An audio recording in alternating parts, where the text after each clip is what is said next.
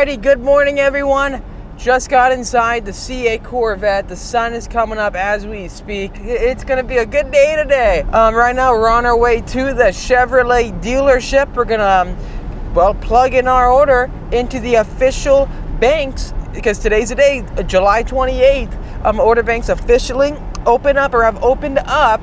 And I am super pumped about this. Finally, we can say the order is sitting there waiting to be pulled by Chevrolet and then sequenced for production. Today's the day. I'm gonna get this out today actually so that all of you can also get primed to go order your vehicle. I wanna make sure you all get your spec all figured out and sent in because you have to play everything fast. You got to really send stuff in early so that you are in the best position possible to get this new Corvette. I can't believe it's actually happening, finally. The car was teased a year ago, right, with the exhaust sounds and other teasers that Chevrolet used. Now it's finally time.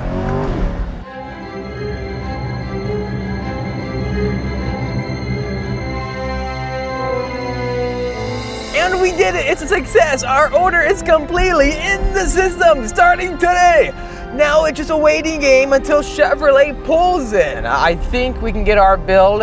I didn't see any constraint issues that were being highlighted. As the wait's been a very long time, we want to make sure that we get the car that we want. And I did hear one thing actually regarding constraints, and I'm very bummed out about it because I was super stoked. I found out that you can order the suede interior for any Z07 Corvette that is not the 70th anniversary model. Only the 70th anniversary Corvettes get the suede panels where all the leather components are finished in suede.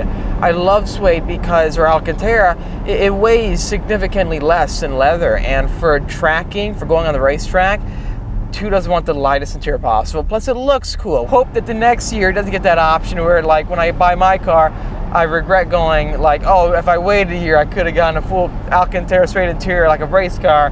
Who cares? Let's just move on from that. Good news is, if you are getting the 70th anniversary model, hey, you're pretty much set. You're going to be getting an interior that is pretty epic. That's on a positive note right there. If you are getting the 70th anniversary model, you're gonna have a really cool interior. Also, by the way, since I was looking into the suede interior and how only the 70th anniversary packages can get it, I was kind of confused on one stipulation. I'm wondering if you know the answer to this. Do you know, can you get the carbon fiber wheels with the 70th anniversary package?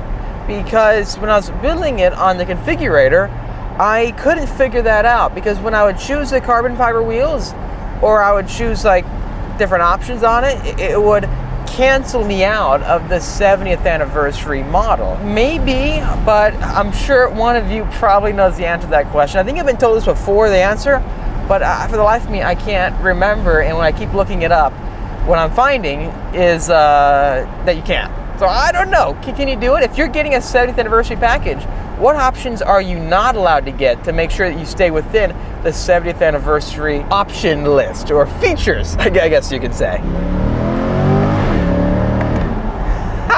Hopefully it gives us the bucks in the all-new Corvette Z06. That'd be a ton of fun, where when you accelerate full throttle, it'll give you a whiplash bang so that you snap into the next gear. You know what I'm trying to say? Because it makes the car more engaging, that much more fun. But then a screaming flat plane crank at all times throughout your city, you're gonna turn a lot of heads. You're gonna turn a lot of heads, and I think the car is gonna be special. I know we've been talking a lot about the Corvette Z06 on the channel lately, because there's a lot been going on about it. People have been reaching out to me asking me, hey Austin, what do you think about the engine of the new Z06? Is it going to have oil consumption issues like the GT350s did with Ford, right? When Ford made the GT350, the engines kind of drained a decent amount of oil. When I had my car, I'll be honest, I did have to check oil after every couple drives, driving it hard. It could drain a few quarts, but guess what? From my experience with exotic flat plane crank engines, they do the same thing. It's just inherently a characteristic of a race car. I don't think so, because I'd imagine Chevrolet would learn what happened with other manufacturers and apply those findings plural, into their own builds, whereas offering a $100,000 to $200,000 Corvette with their most expensive engine of all time, you'd think that they'd iron out the bugs where they won't lose a ton of money, because if the engines do blow up, you have to consider that would cost them so much money. One thing you gotta do, and I know many of you aren't really too, what's the right word I'm looking for, inclined to rev out your vehicle to red line, but when you get this new car, being a flat plane crank, you're gonna have to rev it. You're gonna have to rev to red line, and please, listen to me, it does not damage the motor. It's designed to do that. And if anything, if you don't rev it out, the motor could have issues, since the parts aren't being cycled throughout. Do you understand what I'm trying to say?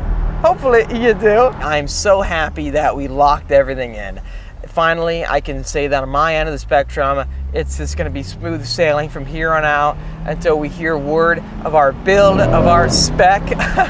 I'm getting a VIN. Now, make sure to get to your Chevrolet dealership as we speak. Plug in your order, get primed and ready to go for this new Corvette. It's happening, and I'm crossing my fingers that deliveries will begin maybe November, October. That'll be amazing.